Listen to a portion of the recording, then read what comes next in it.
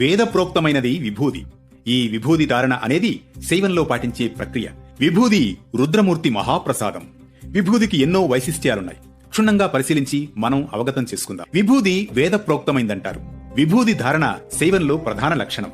యోగులు శ్మశాన భస్మం ధారణ కూడా చేస్తారు. ఇందులో సందేశం ఏంటంటే మన శరీరం కూడా భస్మమేనని. ఇంకా ముఖ్యంగా అసలు శివుడు కైలాసంలో ఉండడు, ఆలయంలోనూ ఉండడు, రుద్రభూమిలోనే అంటే శ్మశానంలోనే వసిస్తాడంటోంది శివపురాణం. ఇందుకు సాక్షిభూతంగా శ్రీకాళహస్తీశ్వర స్వామి సన్నిధిలో కూడా ఈ శ్లోకం చూడవచ్చు. శ్మశానవాసి భగవాన్ కాళహస్తీశ్వర శివ అని ఉంటుంది. భక్తులు విభూదిని భృకుటిన ధారణ చేయడం జరుగుతుంది. మన ఆత్మస్థానం నందు అనగా మన ఛాతీ భాగం కలపబడిన స్థానంలో కొందరు యోగులు ఇరు పార్శ్వాలకు చేతి ముంజేతులకు ధారణ చేస్తారు. స్నానం లేనప్పుడు పొడి భస్మ ధారణ, పూజ యందు భస్మాన్ని నీటితో అద్ది ధారణ చేస్తారు. అలాగే అప్పుడే కాలిన చితి నుంచి ఆరని భస్మాన్ని తెచ్చి రుద్రమూర్తికి అభిషేకం చేస్తారు ఉజ్జయిని, త్రయంబకం దేవాలయాల్లో.